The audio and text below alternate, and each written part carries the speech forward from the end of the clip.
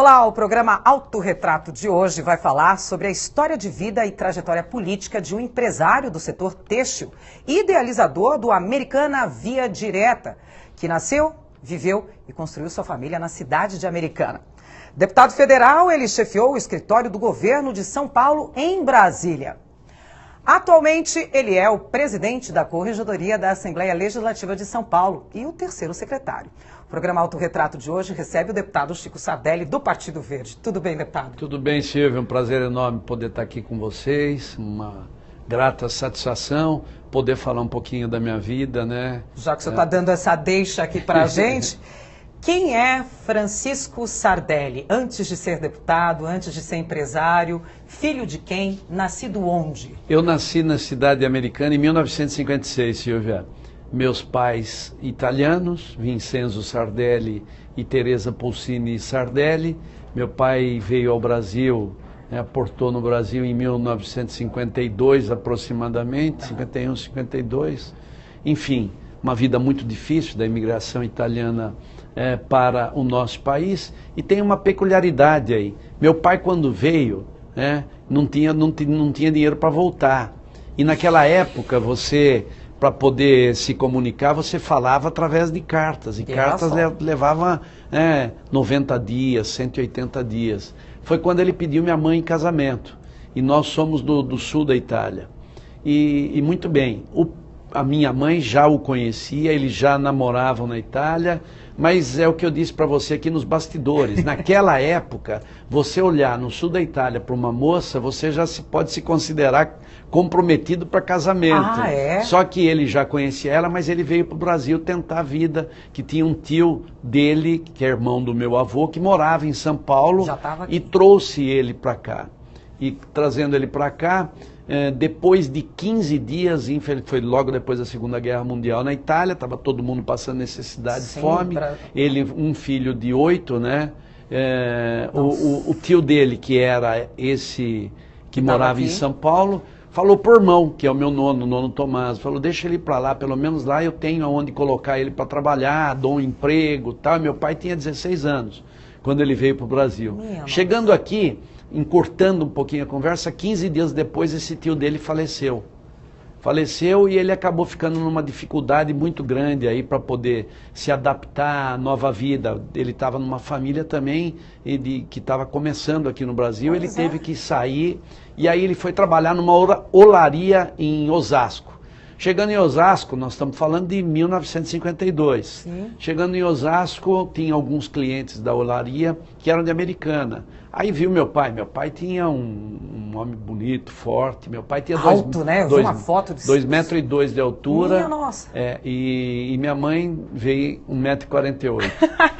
E muito bem, esse homem, esse senhor, esse Ítalo Escuro, falou, pô, você está sofrendo, um menino desse tamanho, com essa fortaleza, com um físico desse, o que você está fazendo aqui num lugar como esse? Vai para a Americana, tem uma colônia de italianos lá, pelo menos lá você se junta a essa colônia de italianos, você não fica aqui nessa dificuldade imensa. Perdido, solto, né? E ele pegou um final de semana e foi para a Americana. E o povo italiano é sempre acolhedor, né? É quente, né? É quente. Latino. Aí os italianos de lá eram da mesma região dele. E disseram o seguinte, aonde come 100, come 101, não tem problema, vem para cá, se junte a nós. Ele foi embora para a Americana e quis o destino que ele fosse trabalhar na empresa desse senhor Ítalo Escuro que ele conheceu lá. Que ele foi pedir emprego lá e o Ítalo Escuro deu emprego para ele. Então somos muito gratos à família Escuro em Americana, que foi o grande começo. Após isso, ele começou a trabalhar, ganhar o seu dinheiro, ele não tinha como voltar para poder buscar a minha mãe. Não tinha dinheiro. Ela estava na Itália. Lá na Itália. Aí ele mandou... Quantos anos ela tinha? Ela tinha... Ele 16? Ele já tinha 17, aí ela tinha 15. Nossa, muito novo, gente. Aí ele pediu ela em casamento, mas o meu avô materno, o pai da minha mãe, falou de jeito nenhum. Se ele quiser casar com ela, ele que venha para cá, faça o casamento e a partir daí eu libero ela para ir embora para o Brasil. Mas e o dinheiro para voltar? Caso não tinha. Aí o que aconteceu? Que o meu avô materno topou. Que fizesse o casamento na Itália, que o meu avô paterno, o pai do meu pai que estava no Brasil, casasse com ela na igreja, entrasse com ela, representando. Fizesse o casamento, colocasse aliança, tinha festa para todo mundo, e aí eu autorizo. E assim foi feito. E o seu Vincenzo, daqui de Americana? Meu pai casou-se por procuração. Ele casou-se no cartório em Americana, no mesmo dia que ela estava casando na igreja na Itália, com meu avô levando ela, colocando a aliança. Enfim, um casamento por procuração, uma coisa muito linda. Aí ela veio embora para o Brasil 3 meses depois do casamento. Ufa! Mas aí 1 mês para conseguir chegar na cidade americana. Aí eles já se encontraram, só faltava a assinatura dela de cartório. Isso aconteceu em 54, 55, E eu nasci em 56, junho de 56. Um casamento que a princípio foi feito por procuração, deu mais do que certo. Mais do que certo. 3 filhos, o senhor é o filho mais velho. Tomaso, menor, Giovana, Maria Giovana, Tomaso, Maria Giovana do meio. E Francisco, sou eu, o Francisco Antônio. Que italiano, Chico é Kiko. É Kiko. É Kiko. O Francesco. Francesco. Se parliamo l'italiano correto, Francesco. Molto bene. Francesco Antônio. Francesco Antônio. Eu estou tentando aprender a falar italiano. Agora, se nós falarmos aqui no nosso dialeto português, é Chico Tonho. Chico Tonho. De Kiko Antônio para Chico Tonho. Chico Tonho. Chico Tonho. Deputado, aí o senhor, então, é um cidadão de Americana? Sou um cidadão. Quem nasce americana é? Americanense. Americanense. Tenho o título de cidadão benemérito e também tenho o título de eu tenho a dupla nacionalidade em função dos meus pais, eu tenho a cidadania italiana, tanto eu como minha esposa e meu pai. Meu filho. Meu pai teve, infelizmente, depois quando já começou a engrenar no trabalho, teve uma doença e acabou partindo muito cedo. Eu tinha 16 anos, meu pai faleceu com 44 anos. 44 muito anos. Cedo. Minha mãe ficou viúva com 36 anos. 3 filhos. 3 filhos, e aí começou a nossa trajetória de lutas. Sua mãe trabalhava? Trabalhava. Minha mãe foi empregada doméstica, foi costureira de fundo de quintal, depois abriu uma pequena confecção num acidente que meu pai ele tinha 3 empregos. Ele trabalhava na empresa do seu Ítalo Escuro, na tinturaria. À noite ele era guarda noturno, dormia dentro de uma outra fábrica, e aos finais de semana ele era taxista. Sabe os taxistas que trabalham de segunda a sexta, depois sábado eles locam o veículo, sábado e domingo? Ele fazia sábado e domingo. E numa viagem à Aparecida do Norte, minha mãe junto e grávida, eles sofreram um acidente. E aí o meu irmão menor foi para o hospital, ela ficou 90 dias hospitalizada, mas acabou tendo ele, nasceu com alguns problemas físicos, que no fim deram certo depois de um tempo. E aí, na convalescença dele dentro de casa, ela começou a costurar manualmente, era fábrica de sutiã, calcinhas, lingerie, o início foi esse. É difícil, embora sejam peças pequenas, são delicadas de fazer. Depois do falecimento do meu pai, aí já sobre a minha coordenação, eu mudei a fábrica de lingerie para a indústria têxtil na área de confecção. Agasalhos de moletom e camisetas promocionais. O senhor sabia alguma coisa dessa área, a não ser viver ali no meio de máquinas de costura? Fui aprendendo, né? Fui aprendendo. A vida foi ensinando. A vida foi ensinando, foi uma etapa muito dura da minha vida, triste da minha vida, não pude, eu estava pronto para poder fazer um intercâmbio, passar 1 ano nos Estados Unidos quando meu pai faleceu, mas infelizmente eu, como creio em Deus e creio na vida, no nosso destino, Deus tem sempre um destino preparado para a gente. Graças a Deus eu consegui levar, porque no fim eu virei o pai, né? Minha mãe tinha 36 anos, eu 16 para 17 anos, arrimo de família, mas fomos tocando, e graças a Deus a Giovana trabalhava na produção, eu trabalhava na venda e na administração, e minha mãe na produção, e o meu irmão Tomaso cuidava da casa para nós com 9 anos, 10 anos. E aí foi tomando um porte relativamente importante, grande, chegamos a produzir 200.000 camisetas mês, era uma fábrica com... Daquela senhorinha, Dona Tereza, produzindo ali calcinhas e sutiãs para ajudar no sustento da casa, virou uma confecção... Virou uma confecção grande.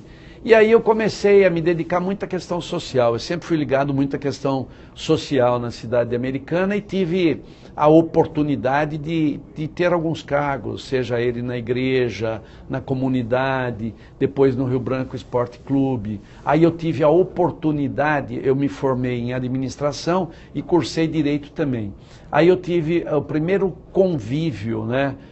Com a política foi em 1988. Isso que eu perguntar, como é que esse empresário da área têxtil lá de Americana, de repente ingressa na vida política? E ingressou e não saiu mais. Em 1988 eu recebi o convite do então ex-prefeito Abdo Najar. Filho dele é prefeito hoje, chamado Omar Najar. O senhor Abdo me convidou para ser o vice dele e aí comecei minha vida pública. Eu disse que não entraria de jeito nenhum nunca na vida pública, acabei entrando e estou até hoje na vida pública. Fui candidato a vice-prefeito dele, ele perdeu, nós perdemos aquela eleição. Isso foi em 88. 89 eu fui eleito presidente do Rio Branco. Por aclamação. Esporte Clube, futebol. Rio Branco Esporte Clube. Aliás, futebol. uma paixão do senhor. Sim. Estou enganado futebol, aqui. Uma paixão. Mas eu fui eleito por aclamação, não é porque eu tive mais voto, não, ou porque era melhor do que ninguém. Não tinha ninguém, era só eu. Modéstia, deputado. O candidato, então, por aclamação, fui eleito. Graças a Deus foi uma parte muito importante. Foram 2 anos lá?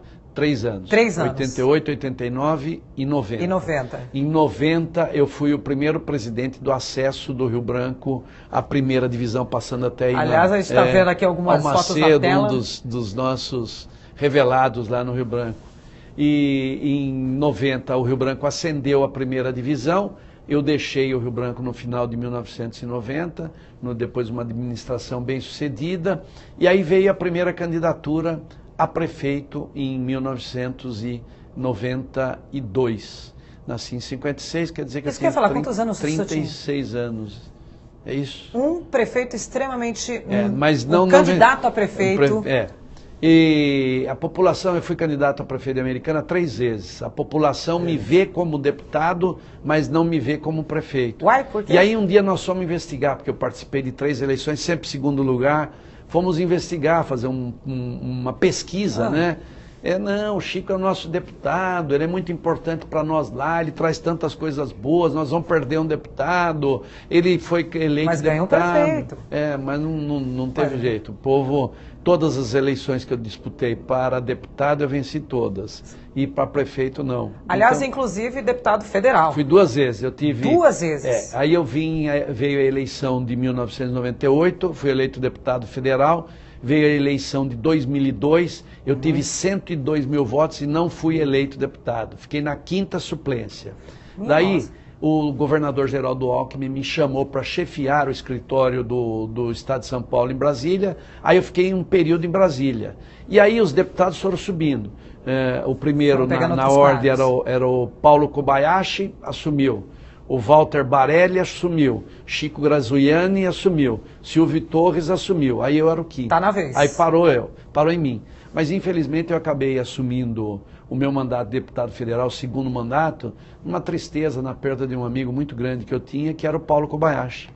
Ele veio a falecer no meio do mandato, aí eu deixei o escritório de Brasília e assumi o lugar dele na Câmara dos Deputados. Aí em 2006 eu vim a ser deputado estadual pelo Estado de São Paulo, fui eleito. 2008 eu fui candidato a prefeito novamente, fiquei fora. Segundo. 2010 eu fui reeleito deputado estadual. 2012 eu não fui candidato a prefeito.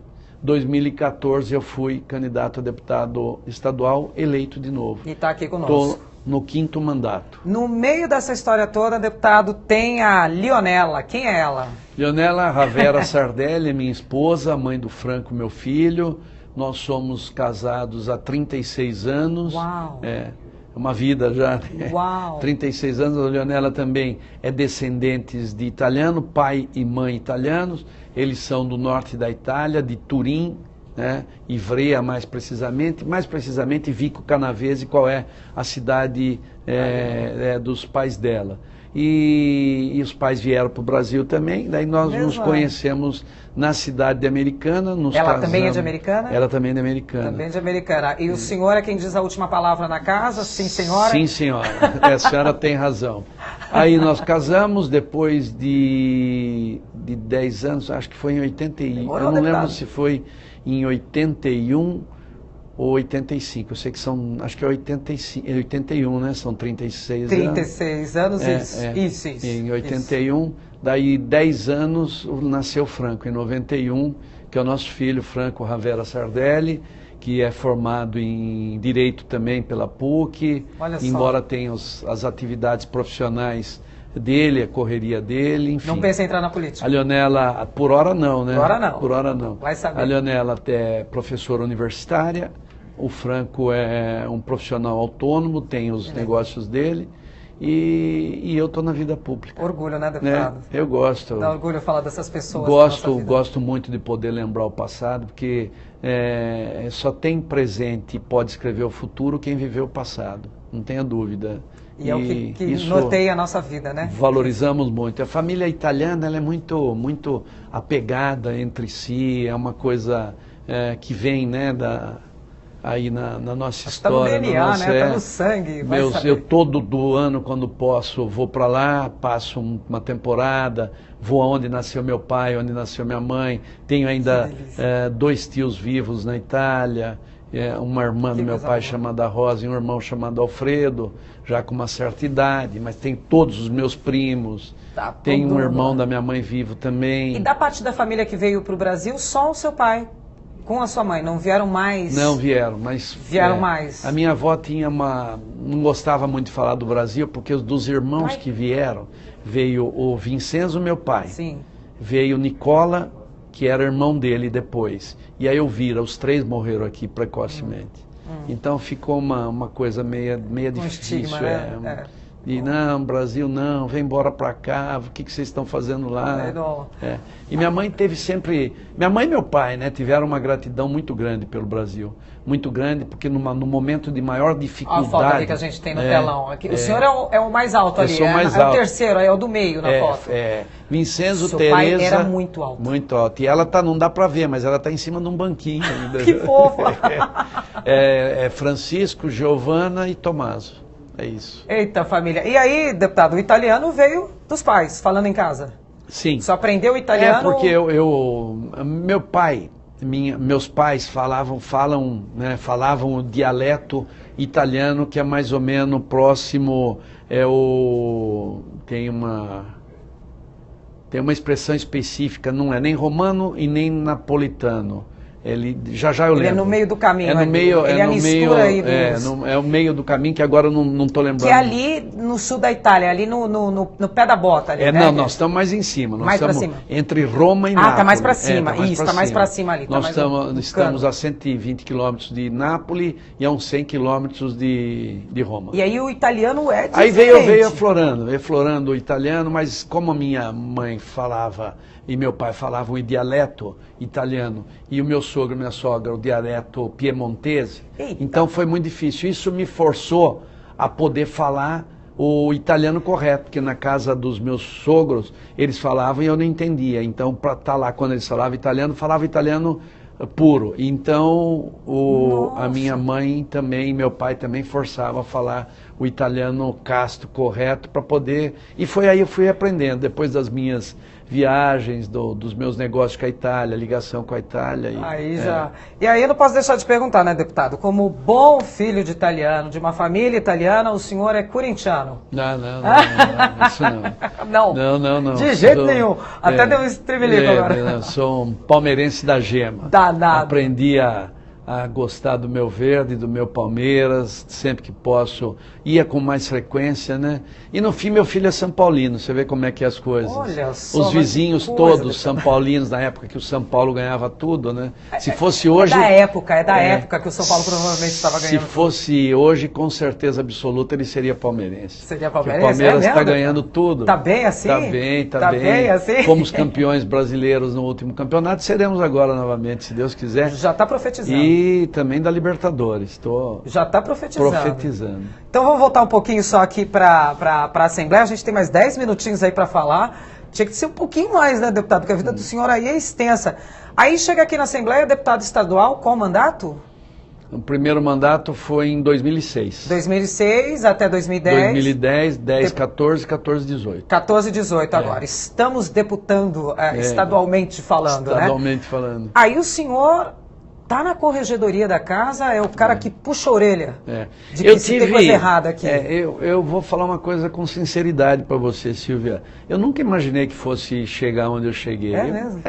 Estou muito feliz, agradeço, porque eu não imaginava ter essa vida quando eu comecei nela, né? Então, para quem não imaginava, 2 vezes deputado federal, 3 vezes deputado estadual, presidente da Assembleia Legislativa, terceiro secretário da Assembleia Legislativa. O senhor foi presidente da Assembleia Legislativa. Líder do maior bloco que essa casa já teve, que são 28 deputados que compõem o nosso bloco. Escolhido em eleição direta pelo plenário da Assembleia como corregedor da casa. Enfim, estou muito feliz por tudo isso. Terceiro secretário. Terceiro secretário da casa também. Dá tempo para dormir, deputado? Dá tempo, sim. Dá tempo. A família acaba pagando um preço alto por tudo isso, né? Mas ainda tenho tempo para dormir, sim, tranquilo, sossegado, dos meus atos, daquilo que faço, daquilo que gosto. E ainda pegou uma entoada aí importante nos últimos anos aí, o senhor foi também presidente de comissões, o senhor passou aí por comissão de transporte aí que teve dos transportes ferroviários também. A CPI. A CPI, uma comissão parlamentar que a gente teve aqui, que não foi café pequeno, né, fui presidente deputado? da CPI, fui presidente da Comissão de Meio Ambiente, fui presidente da Comissão de esportes da casa, enfim, passei por algumas comissões e hoje sou titular de 2 comissões, da Comissão de Transporte e da Comissão de Esportes, que é o que eu gosto. O que a gente pode esperar mais aí pela frente aí? Ainda tem um pouquinho, tem até ano que vem ainda, né, deputado? Nós temos um tempo Dá ainda, tempo né? ainda. A vida pública tudo gira muito rápido, né?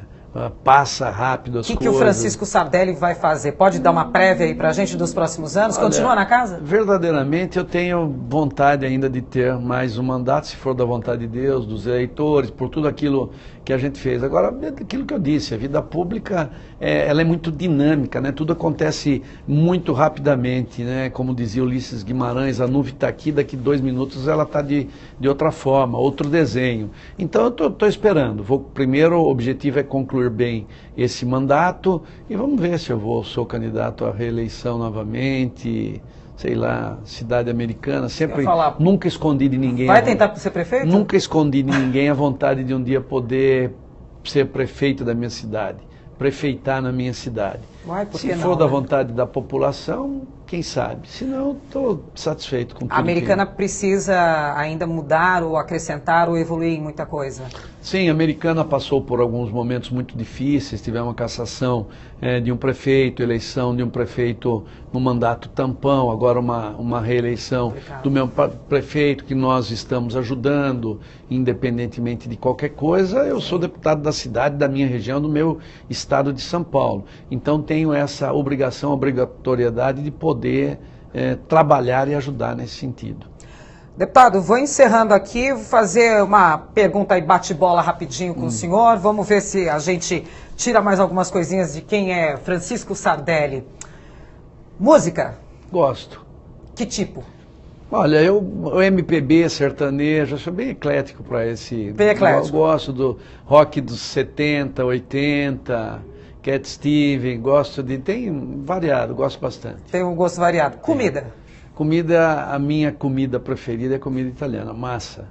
Pode dizer algum prato aí? Algum macarronada, lasanha? Olha, hoje, propriamente dito, eu comi um espaguete e um molho branco. Não abre mão nem no dia da semana, não é aquela comida de domingo? Eu não abro mão também da comida brasileira, gosto muito, mas eu aprecio muito, porque em casa era todo dia, né? Era a macarronada da mama. Da nona. Esporte? Esporte, gosto bastante, aprecio futebol, que eu sempre pratiquei na minha vida, tênis de mesa já joguei, tênis de campo também, enfim, sou vidrado no esporte e acredito no esporte como uma fonte de transformação da sociedade. Um ídolo? Um ídolo, Ayrton Senna. Ai, não adianta, né? Não adianta. Ayrton Senna. Esse daí... Aliás, assisto sempre aliás, a todos os amigos telespectadores que nos veem nesse momento, assisti aquele filme dele, A Vida de Ayrton Senna. É um negócio muito chocante, muito gostoso, emocionante de saber que um homem daquela estatura, né, daquilo que ele buscou com muita perseverança, carinho e amor e conseguiu vencer e deixou um legado positivo. Legado. É o nosso ídolo até hoje, deputado. 20 anos depois é o nosso ídolo ainda. A gente não teve quem fosse no lugar. Aliás, outro esporte, viu? Fórmula 1. Fórmula 1 também. Não perco uma. Depois dele ficou tudo mais triste, né? Mas eu não deixo de torcer para um brasileiro. Quando não tem brasileiro, eu sou ferrarista. Ficou menos emocionante, né? A Fórmula 1 está muito técnica, né? Não que ele não tivesse técnica, né? Mas eu não tenho dúvida nenhuma que se ele fosse vivo e aí estivesse, ele estaria fazendo a diferença com o Hamilton, sem dúvida nenhuma. Ele estaria botando a molecada nova aí para correr, literalmente para correr dele, né? Não tenho dúvida ficar lá nenhuma. no retrovisor. Uma mulher. A minha esposa. A sua esposa. E uma frase que a gente pode deixar aí para... Olha, nunca deixar para amanhã o que você pode resolver hoje, né? Às vezes a gente sempre deixa as coisas importantes da nossa vida para depois e deixa de dar valor efetivamente àquilo que nós vivemos no momento.